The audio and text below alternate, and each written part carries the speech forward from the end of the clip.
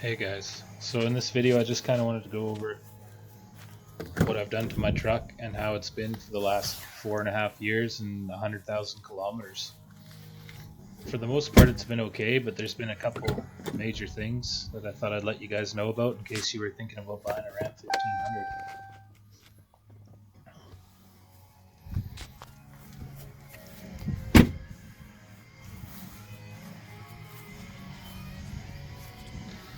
As far as the body's held up good.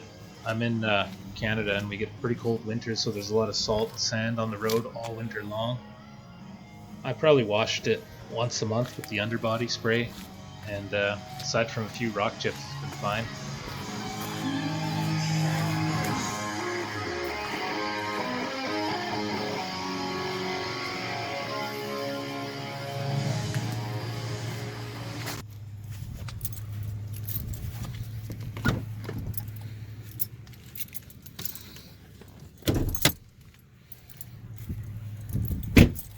Let me just pop the hood here and I'll go over some of the things I had done. So after a few years, the air conditioner coolant leaked out completely, and that was a piss off. I don't know if it's because it's this new RY1234 stuff, but that was a bit of an expensive fix. I think I paid about $300, $400 to get it sealed, the leak on it, and refilled. So expect to have to pay that. Also, the fuel pressure sensor went at about 40,000 kilometers. That was another $300 or so in a shop to get replaced. And aside from that,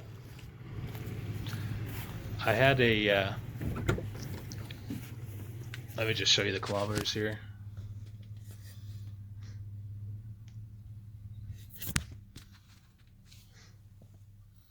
Interior's held up pretty good. The only thing is the seat is wearing from getting in and out. And I've seen some older ones, they actually will crack and rip. So I'm not sure how much more life I'm going to get out of that.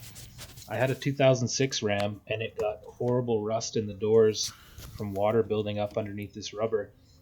And it looks like Ram hasn't fixed this problem because anytime there's water on the road, I'll check and there'll be water building under there. So that's something to look out for.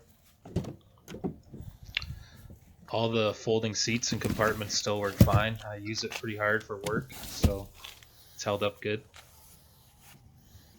Door hinges are alright. And now the biggest repair I've had to do so far was to get the exhaust manifold bolts changed. That was probably the most expensive thing at around 90,000 kilometers. Guys online say it's a common problem and it's going to happen.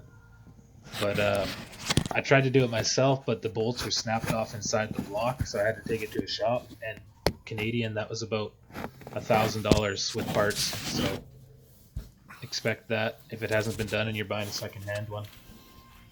So yeah, that's pretty much it. I would. I also just wanted to say that these trucks do not hold their value very well. I think I paid 50,000 Canadian for this in 2014, 15, and now in 2019, I think it's lost about half of its value. They're worth about 25,000, high 20s now, depending on the kilometers. So that's another thing to keep in mind. I wouldn't recommend ever buying a brand new one again. That was foolish.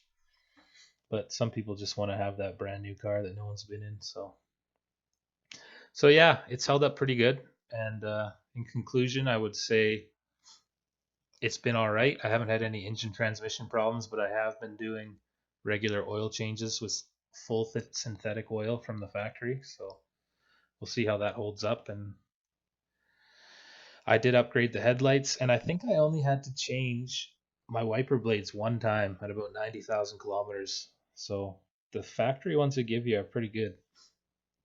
All right, thanks a lot.